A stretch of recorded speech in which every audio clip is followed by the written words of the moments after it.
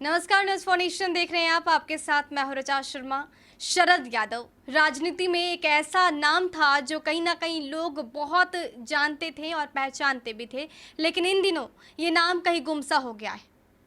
3 दशक तक नीतीश सरकार के साथ लगने के बाद शरद यादव ने लालू प्रसाद यादव का हाथ थामा। ऐसा लगा था कि बिहार की राजनीति फिर से बदली बदली नजर आएगी और बिहार की राजनीति में एक गुल खिलेगा।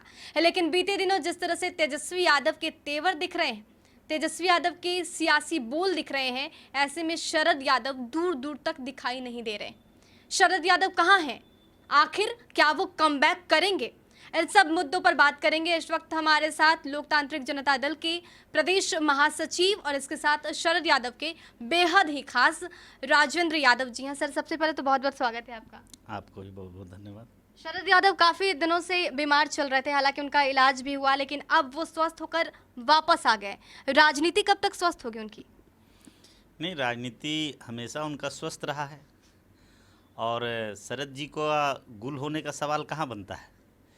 शरद यादव अपने 45 साल के संसदीय जीवन में देश के लिए बहुत बड़ा त्याग किया है और शरद जी कोई साधारण व्यक्ति नहीं है इस देश के लिए। शरद जी चाहे जो भी आप जिनका नाम ले रहे हैं, चाहे वो नीतीश जी हों, लालू जी हों या जीतन राम मांझी जी हों, सब में सबके निर्माण में शरद जी का मुख्य भूमिका रहा है। जी। तो जिस तरह से उन्होंने बलिदान दिया, ऐसा नहीं लगता है कि बलिदान को याद करना चाहिए? देखिए, अब तो उन्हीं से आपको ये सवाल कर लेना चाहिए, पर शरद जी के बलिदान को इतने हल्के में नहीं लेना चाहिए। शरद जी कोई एक साधारण व्यक्ति नहीं है। शरद यादव भारतीय राजनीति के एक बहुत बड़े संत हैं और कहा जाए कि देश का एक चालता फिरता पार्लियामेंट है। शरद जी को कोई न कमज़ोर कर सकता है। शरद जी के लिए मैं ये भी बात आपको कहना चाहूँगा कि जिस तरह से दधीची ऋषि के मृत्यु के बाद रामचंद्र जी ने अपने युद्ध के लिए उनके हड्डी से धनुष बनाया था, तो आज भी मैं कहता हूँ अगर शरद जी दुनिया में जब न भी रहेंगे तो इस देश में राजनीति के लिए करने के लिए शरद जी का नाम ही बहुत काफ़ी होगा। बिल्कुल। तो तेजस्वी यादव और महागठबंधन की बात की जाए सर, तो जिस तरह से सिनेरियो दिख रहा है, शरद यादव आउट दिख रहे हैं। तेजस्वी यादव के मुंह से शरद यादव का नाम अब सुनने को ही नहीं मिलता है। ऐसा नहीं लगता है कि जिस तरह से लीडरशिप था शरद यादव में, जिस तरह से लालू प्रसाद यादव के पीछे लगकर मुख्यमंत्री तक पहुंचा दिया, लेकिन उसके बावजूद तेजस्वी यादव के सामने अभी वो कुछ बोल नहीं रहे? देखिए, ऐसी बात नहीं है। शरद जी बिहार प्रदेश के नेता नहीं हैं। शरद जी देश के समाजवादी बड़े नेताओं में हैं। डॉक्टर लोहिया और कर्पूरी ठाकुर के बाद, जयप्रकाश नारायण के बाद अगर इस देश में कोई समाजवादी चिंतक बचा है, उसका नाम शरद यादव है।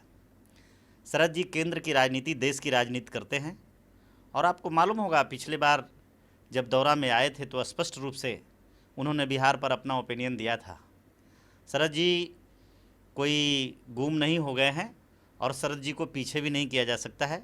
शरद जी महागठबंधन के सूत्रधार हैं।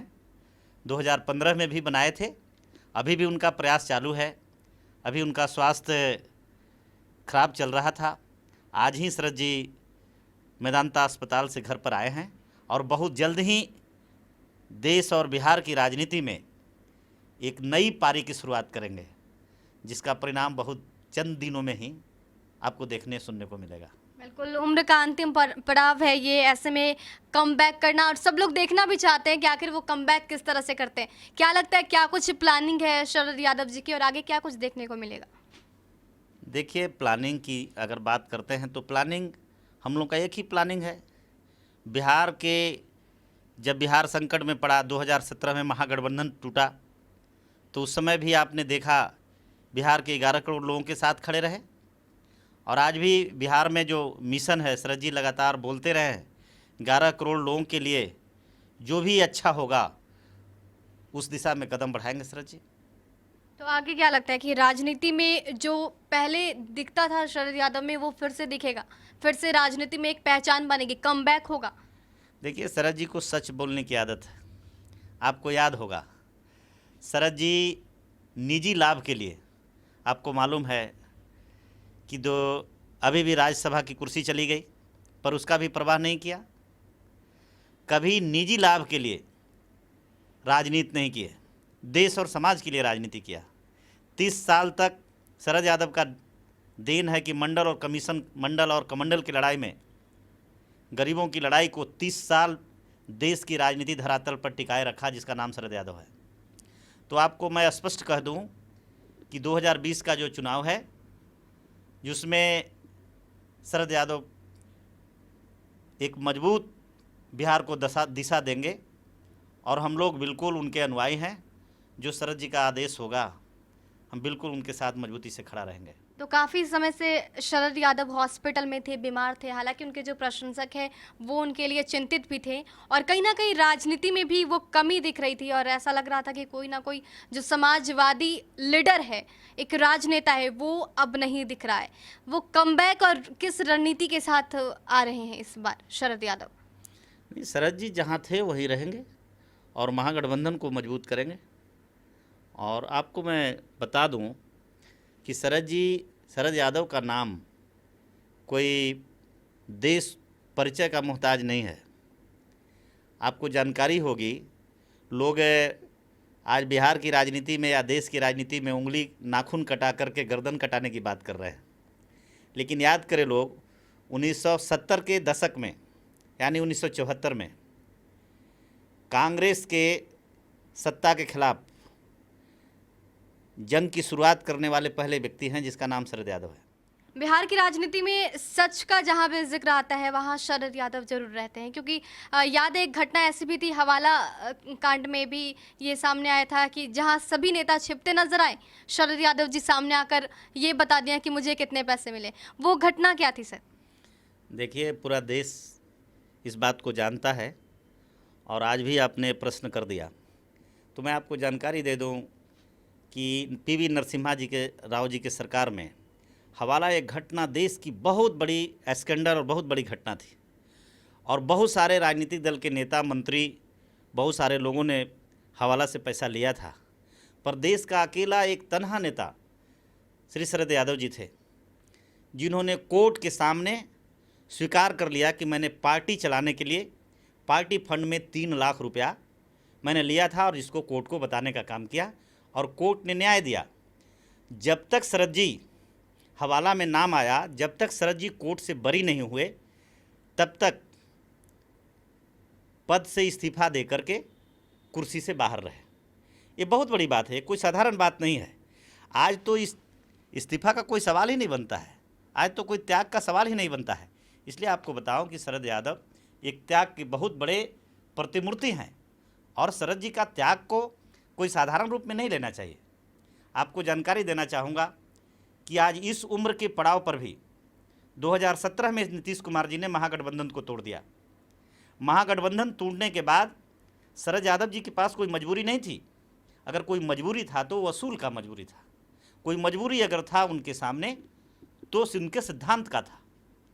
और उस समय एनडीए में शामिल होने के लिए अरुण जेटली जी कई बार उनके आवास पर गए और रक्षा मंत्री का ऑफर दिया, लेकिन उस पद को ठुकरा करके महागठबंधन के साथ आकर खड़े हुए। और तब याद करिए, उस फुटेज को आप देखिए, रैली के बाद भी या लालू जी, माननीय आदरणीय लालू प्रसाद जी ने जो शरद जी के लिए जो कहा था, टीवी का फुटेज या अखबार का पन्ना निकाल करके देख लीजिए। उन्होंने कहा था कि शरद भाई, आप राष्ट्रीय राजनीति के बहुत बड़े नायक हैं, आपको देश की ज़रूरत है, आप सड़कों पर आइए। और शरद जी पूरे बिहार में लोकतांत्रिक जनता दल के बैनर के तले अभियान चलाए और अभियान का नाम रहा महागठबंधन जारी है। बिहार के 11 करोड़ लोगों के जनादेश के साथ, ईमान के साथ शरद यादव खड़े रहे। इसलिए मैं आज भी कहूँगा कि शरद यादव को कहीं भी किसी को के पास परिचय देने की ज़रूरत नहीं है। शरद यादव जी अपने आप में, मैंने इसके पहले भी कहा, शरद यादव जी चलता फिरता एक पार्लियामेंट है, संसद है। इसके पहले भी मैं जिक्र कर चुका हूँ। इसलिए शरद जी का त्याग, और आज भी मैं कहता हूँ इस पड़ाव में शरद जी कभी भी कोई पारी हारा नहीं है आज तक। जो भी लड़ाई में शामिल हुए हैं, जिस भी लड़ाई की शुरुआत किया है उसको अंत किया है और फतह किया है। और आज भी मैं कहता हूँ, आज भी शरद यादव के जोश, शरद यादव के जज्बात में कोई कमी नहीं आई है। आज भी मुझे पूरा विश्वास है कि शरद यादव जी जो भी निर्णय लेंगे उस निर्णय के साथ 11 करोड़ बिहार की जनता उनके साथ खड़ा रहेगी और हम लोग सब ईमान के साथ, ईमानदारी के साथ शरद यादव के साथ खड़े हैं। बिल्कुल, लालू हो या फिर नीतीश कुमार, हर लोगों के पीछे, हर लोगों को नेता बनाने में कहीं ना कहीं शरद यादव जी का योगदान था और काफ़ी दिनों से वो बीमार भी चल रहे थे। ऐसे में कई लोग हैं जो मिलने आए होंगे, तो कौन कौन से ऐसे लीडर से जो मिलने आए? लालू प्रसाद यादव आए थे क्या? जी, लालू जी तो ऐसे जेल में हैं। आदरणीय लालू जी बड़ा विपरीत परिस्थिति में हैं। हम सारे लोग उनके लिए चिंतित हैं, लेकिन ये बहुत ऊपर की बात है, मुझे जानकारी इस बात की नहीं है। पर इतनी जानकारी है कि कांग्रेस के प्रमुख नेता श्री राहुल गांधी जी शरद जी से संपर्क साधा और मुलाकात किए हैं। पर और मुझे तो विशेष जानकारी नहीं है कि नीतीश कुमार ने हालचाल लिया था। अब मैं, आप लोग खुद ही नीतीश जी के पास जाते रहती हैं, आप लोग बात करते रहे, पूछ लीजिएगा। लेकिन इतना तो मैं ज़रूर कहूँगा कि आज 30 साल बिहार की राजनीति में, या 1974 से ही अगर जोड़ दीजिए, तो हम इतना ही कहेंगे कि अगर जितने भी आज राजनीति लाइन में बिहार में विकल्प के तौर पर खड़े हैं, तो हम समझते हैं सारे लोग शरद जी के शिष्य हैं। सबको शरद जी ने बनाया है, सबको शरद जी ने संवारा है, तो हम समझते हैं तो बिल्कुल अपना धर्म ये लोग निभाए होंगे। राजेंद्र जी, आपने पिछले बार भी सत्ता की लड़ाई लड़ी है, यूँ कह ले तो आपने कुर्था विधानसभा क्षेत्र से चुनाव मैदान में आप उतरे थे, और इस बार भी क्या वो तैयारी है कि इस बार मैदान में उतरना है और वहाँ के जो कुर्था की मेन समस्या है उसको लेकर कुछ करना है? कुर्था हमारा गृह क्षेत्र है और 2015 में भी कुर्था में विधानसभा का चुनाव हम लड़े थे और जनता ने मुझे तीसरे स्थान पर त्रिकोणीय लड़ाई में रखा था। 5 साल जनता के बीच, जनता के समस्या के साथ खड़ा रहा हूँ और मैं मजबूती से फिर 2020 के चुनाव में जो भी हमारी ताकत होगी, मजबूती से चुनाव लड़ेंगे। बिल्कुल, आपकी पत्नी भी वहाँ पर जिला परिषद की चेयरमैन रही हैं, तो वो कितनी मजबूती के साथ इस बार आप उतर रहे हैं? जी, हम लगभग समझिए 5 साल तक जिला परिषद में कुर्था की जनता ने, अरवल की जनता ने विश्वास जताया है और ज़िला की सबसे बड़ी कुर्सी पर बैठाया है। मैं कुर्था की जनता और अरवल की जनता को मैं धन्यवाद देता हूँ, बधाई देता हूँ। और 2020 के लिए भी बिल्कुल हम कमर कस के तैयार हैं, लेकिन हम जिस डोर में बंधे हैं, अपने नेता के डोर में बंधे हैं। आदरणीय शरद यादव जी, महागठबंधन के हमारे नेता आदरणीय लालू प्रसाद जी, जो महागठबंधन राष्ट्रीय जनता दल के राष्ट्रीय अध्यक्ष हैं, जो भी महागठबंधन का या हमारे नेता का जो निर्देश होगा, जो भी हमारे गठबंधन के नेता आदरणीय लालू यादव जी, आदरणीय शरद जी जो आदेश देंगे उसका हम अक्षरशः पालन करेंगे। अगर आपको वहाँ से टिकट नहीं मिलता फिर क्या होगा? देखिए, मामला टिकट का नहीं है। हम जो चुनाव लड़ रहे हैं, हमारा मकसद एमएलए बनना नहीं है। हमारा मकसद है व्यवस्था परिवर्तन लाना। आज जो राज्य की हालात है, आज जिस हालात में हम जी रहे हैं, आज गांव कस्बों की जो हालात है किससे छुपा हुआ नहीं है। इसलिए जो भी निर्णय करेंगे हमारे नेता करेंगे। नेता हमारे लिए भगवान हैं और मैं भगवान का भक्त हूँ। भक्त का भगवान पर कोई मर्जी नहीं चलता है। जो भी निर्णय लेंगे शरद जी निर्णय लेंगे। शरद जी का जो आदेश होगा वो हमारे लिए आखिरी। बिल्कुल, तो हमसे जुड़ने के लिए सर बहुत बहुत धन्यवाद।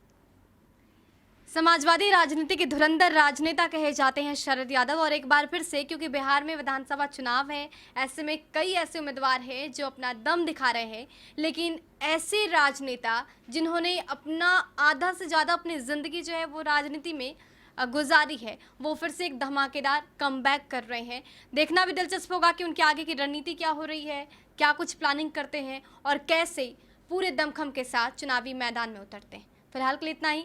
बने रहे हमारे साथ और देखते रहे न्यूज़ फॉर नेशन। नमस्कार।